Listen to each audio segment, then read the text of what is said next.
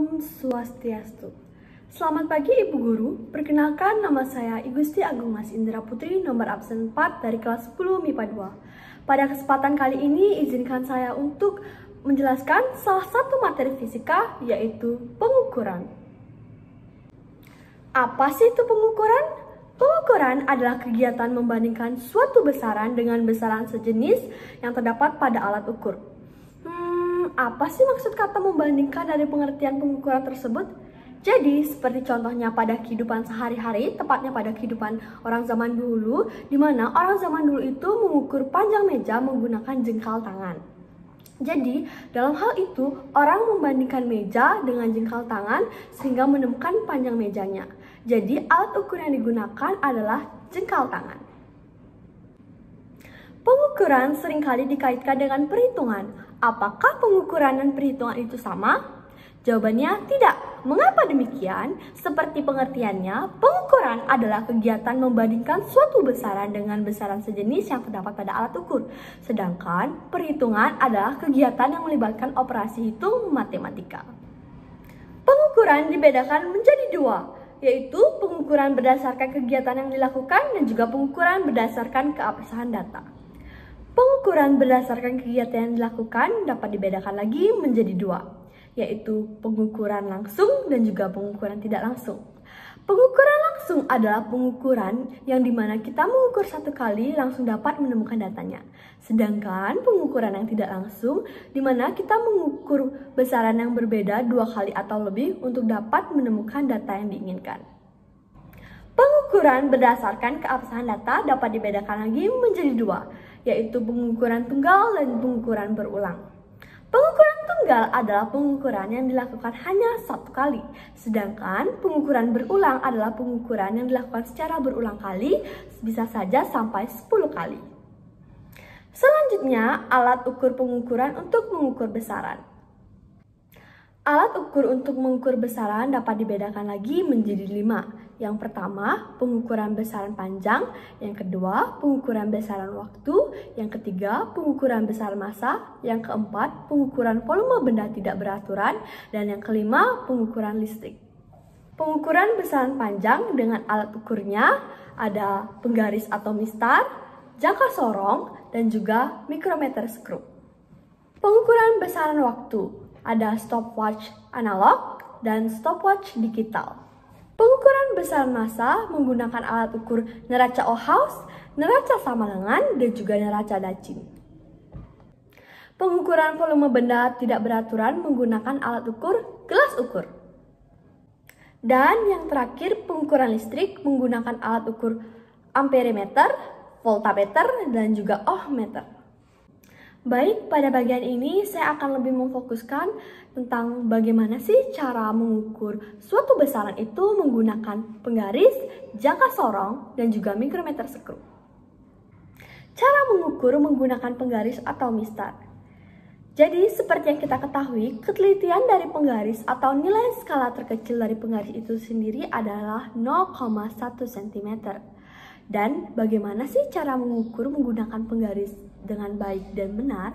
Jadi caranya adalah, pertama kita harus membaca penggaris itu harus dimulai dari 0. Jadi titik awal atau garis awal di penggaris 0 sampai panjang dari benda yang akan diukur. Jadi sampai akhir, titik akhir atau garis akhir panjang benda yang akan diukur.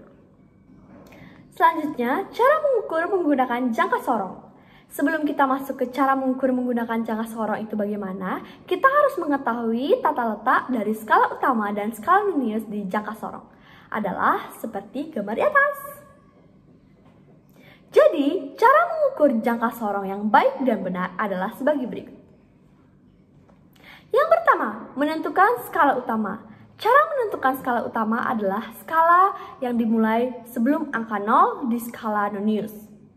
Yang kedua, menentukan skala nonius dengan cara melihat garis yang berhimpit dengan garis di skala utama. Yang ketiga, skala nonius dikali 0,01 cm, di mana 0,01 cm ini merupakan ketelitian atau nilai skala terkecil dari jangka sorong. Dan yang terakhir, skala utama ditambah dengan skala Nonius. Berikut adalah contoh soal tentang jangka sorong beserta jawabannya.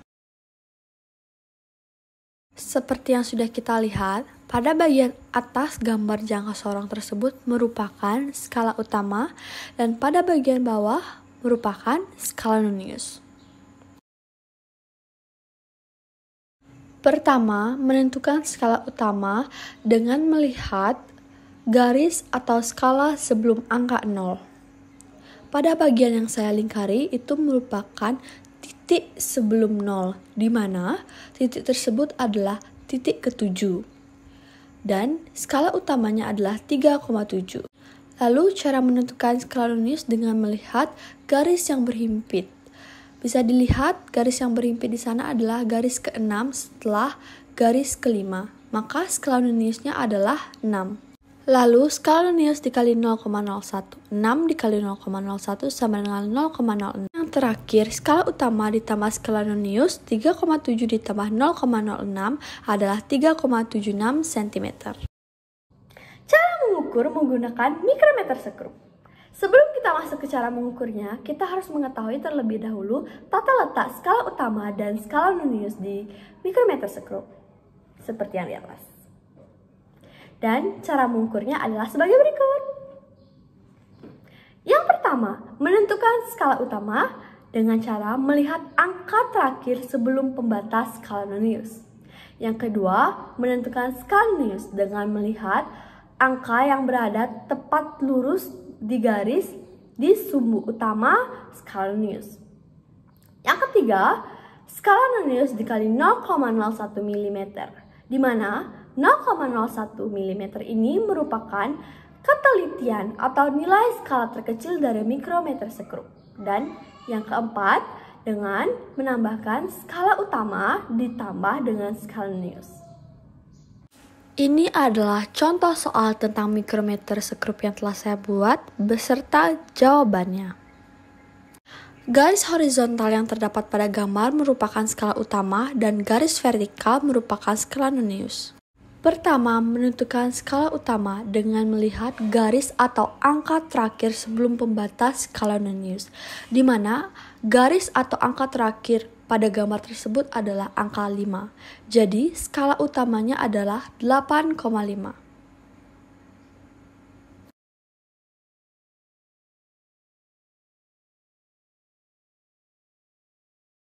Selanjutnya, menentukan skala Nonius, di mana skala Nonius adalah garis yang berhimpit tepat lurus di sumbu skala Nonius.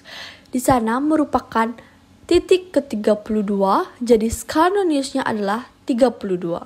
Lalu skala Nonius dikali 0,01, 32 dikali 0,01 adalah 0,32. Dan yang terakhir, skala utama ditambah skala Nonius 8,5 ditambah 0,32 sama dengan 8,82 mm.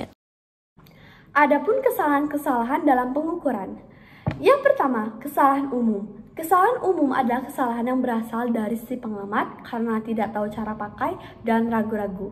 Yang kedua, kesalahan sistematis. Kesalahan sistematis berasal dari alat ukur itu sendiri, di mana kesalahan sistematis ini dibagi lagi menjadi dua, yaitu kesalahan kalibrasi dan kesalahan paralaks.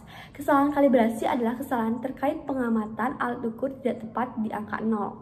Dan kesalahan paralaks adalah kesalahan terkait pembacaan alat ukur di mana posisi mata tidak tepat. Dan yang terakhir, yang ketiga, kesalahan acak. Kesalahan acak adalah kesalahan yang muncul bukan berkaitan dengan pengamatan dan alat ukur, melainkan karena kebisingan, radiasi, dan getaran bumi, serta tidak bisa memprediksi kemunculan. Baik, sekian penjelasan tentang pengukuran dari saya. Mohon maaf apabila ada kesalahan dan saya ucapkan terima kasih. Om Santi Santi Santi Om.